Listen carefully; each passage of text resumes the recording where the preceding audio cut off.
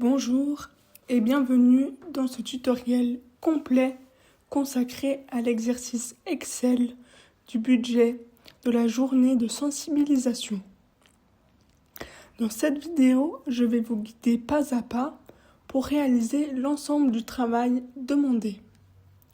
La mise en forme de la feuille, les calculs automatiques, la création du graphique et les calculs dans la feuille des employés. L'objectif de cette vidéo est de vous permettre de comprendre non seulement comment faire, mais aussi pourquoi on le fait. Je vais prendre le temps d'expliquer chaque manipulation avec des mots simples pour que même un élève débutant puisse suivre sans difficulté.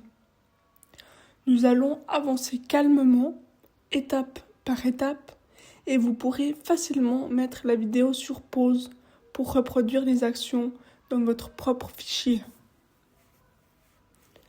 Ouverture et sauvegarde du fichier. Je commence par ouvrir le fichier budget fourni dans l'énoncé. C'est toujours une bonne habitude de commencer par vérifier que le fichier s'ouvre correctement et que toutes les feuilles sont présentes. Dès que le fichier est ouvert, je vais l'enregistrer sous un nouveau nom. Pour cela, je clique sur « Fichier » puis « Enregistrer sous ». Je choisis l'emplacement demandé par l'école, puis je renomme le fichier « Nom, prénom, budget ». Cette étape est essentielle. Elle permet de garder une copie originale, intacte, au cas où je devrais recommencer ou corriger quelque chose plus tard. Mise en forme de la feuille dépenses prévisionnelles. Nous allons maintenant préparer la feuille pour qu'elle soit propre, lisible et professionnelle. Une bonne mise en forme est importante car elle facilite la lecture et donne un aspect sérieux au document. Choisir la police Arial 10. Je sélectionne toute la feuille avec CTRL A. Dans la barre d'outils, je choisis la police Arial taille 10. Arial est une police simple, moderne et facile à lire. C'est un standard dans les documents professionnels. Mise en page en mode paysage.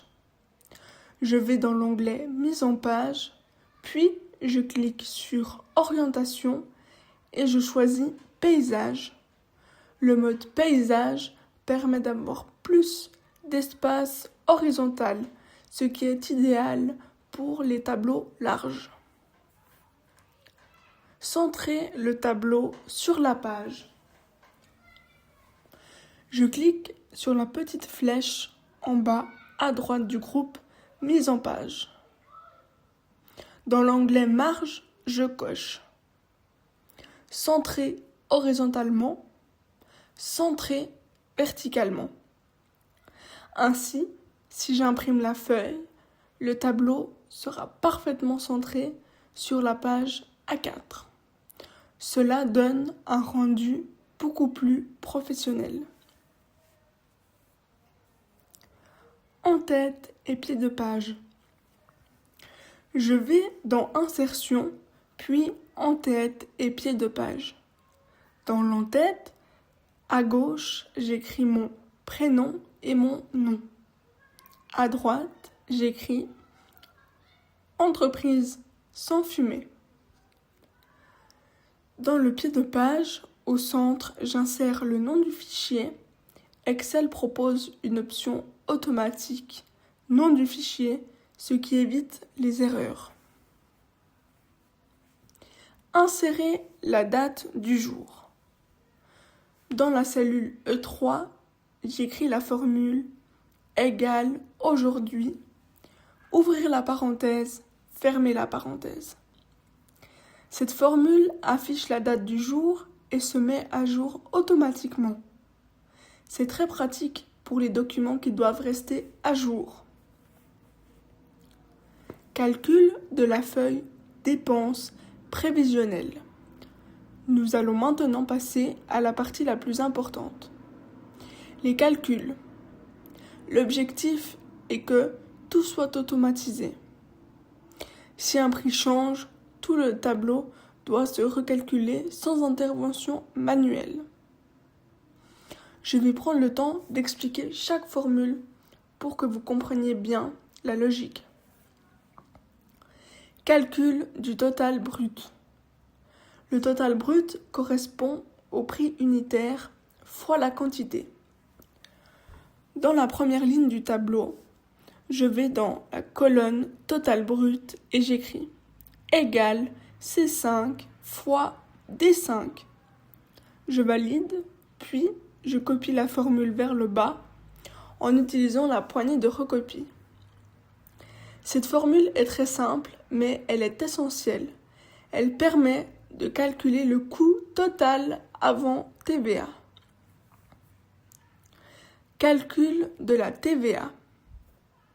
La TVA est de 8%. Elle se calcule sur le total brut.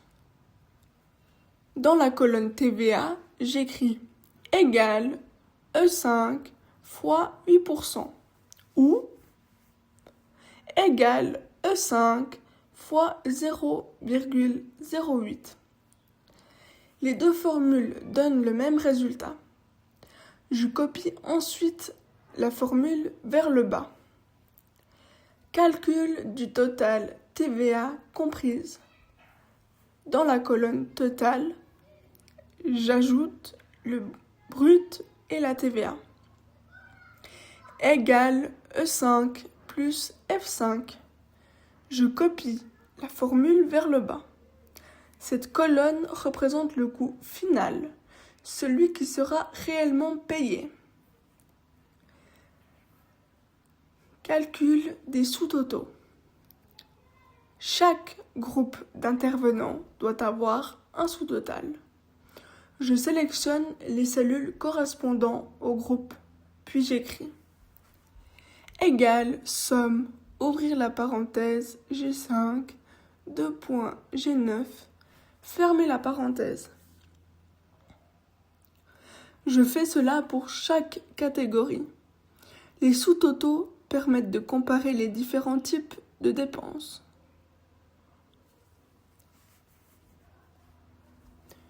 Calcul du total final. En bas du tableau, je fais la somme de tous les sous-totaux. Égale, somme, ouvrir la parenthèse G12, point virgule G18, point virgule G25, fermer la parenthèse. Le total final du budget apparaît automatiquement. Coût de l'intervenant le plus cher. Pour trouver le plus cher, j'utilise la fonction max. Égale max. Ouvrir la parenthèse G12, point virgule G18, point virgule G25. Fermer la parenthèse. Cette fonction permet d'identifier rapidement la dépense la plus élevée. Coût moyen d'un intervenant.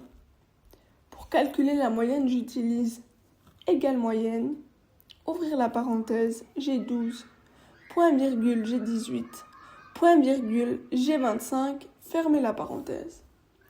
La moyenne permet d'avoir une idée générale du coût par intervenant. Création du graphique. Nous allons maintenant créer un graphique en secteur, aussi appelé camembert. Ce type de graphique est idéal pour représenter des proportions. Sélection des données. Je sélectionne les noms des prestations et leur montant. Il est important de ne pas sélectionner que les données utiles, sinon le graphique sera incorrect. Insertion du graphique.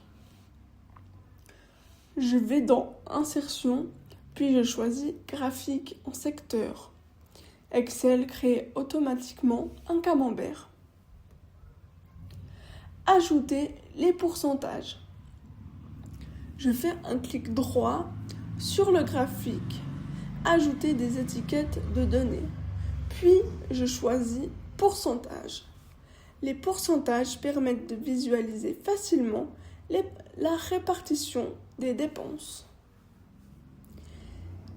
Déplacer le graphique dans une nouvelle feuille. Je fais un clic droit, déplacer le graphique, nouvelle feuille. Je nomme cette feuille graphique EPS.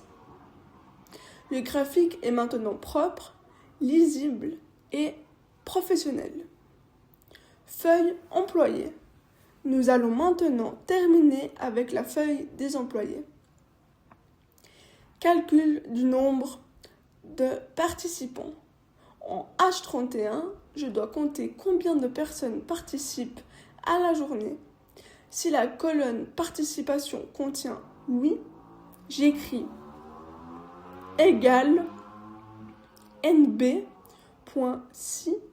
ouvrir la parenthèse h2, h30, point virgule, guillemets, oui, fermez la parenthèse. Excel affiche automatiquement le nombre total de participants. Filtrer les participants. Je sélectionne la ligne des titres, je clique sur Filtrer. Dans la colonne Participation, je coche uniquement oui.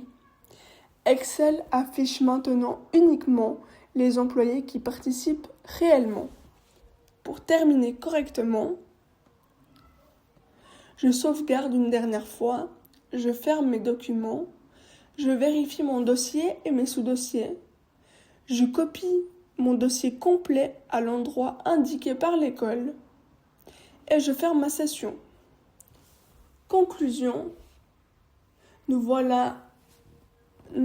avons terminé l'exercice complet. Nous avons vu ensemble la mise en forme, les calculs automatiques, la création du graphique et les filtres dans la feuille employée. Retour détaillé sur les formules utilisées. Avant de terminer complètement, je vais revenir plus en détail sur les formules que nous avons utilisées dans cet exercice. L'objectif est de bien comprendre leur fonctionnement car ce sont des formules que vous retrouverez très souvent dans d'autres exercices ou dans votre futur travail. La formule de multiplication, prix fois quantité. La première formule que nous avons utilisée est la plus simple, mais aussi l'une des plus importantes. Égale C5 fois D5. Cette formule permet de calculer un total brut. Elle est utilisée dans presque tous les tableaux Excel qui concernent des achats, des ventes ou des budgets. Ce qui est intéressant avec cette formule, c'est qu'elle s'adapte automatiquement lorsque vous la recopiez vers le bas. Excel comprend que vous voulez appliquer la même logique à chaque ligne. La formule de TVA. Ensuite, nous avons utilisé la formule de TVA. Égale E5 fois 8% ou égale E5 fois 0,08. Cette formule est très utile dans les métiers administratifs car la TVA revient dans énormément de documents. Factures, devis, budget, rapports financiers. Comprendre comment le calculer dans Excel est indispensable. La formule somme. La formule somme est probablement la formule la plus utilisée dans Excel. Égale, somme, ouvrir la parenthèse, G5, G9, fermer la parenthèse. Elle permet d'additionner rapidement une série de valeurs. Elle est très pratique pour les sous-totaux, mais aussi pour les tableaux généraux. Ce qui est important, c'est de bien sélectionner la bonne plage de cellules. Une erreur de sélection peut fausser tout le tableau. La formule max. La formule max permet de trouver la valeur la plus élevée. Égale max, ouvrir la parenthèse G12, point virgule G18, point virgule G25, fermer la parenthèse. Elle est très utile pour comparer des montants, des notes, des quantités, ou des durées. Dans cet exercice, elle nous permet de savoir quel intervenant coûte le plus cher. La formule moyenne. La formule moyenne permet de calculer une moyenne. Égale moyenne, ouvrir la parenthèse G12, point virgule G18, point virgule G25, fermer la parenthèse. Elle est très utile pour analyser des données. Dans cet exercice, elle nous donne une idée générale du coût moyen d'un intervenant.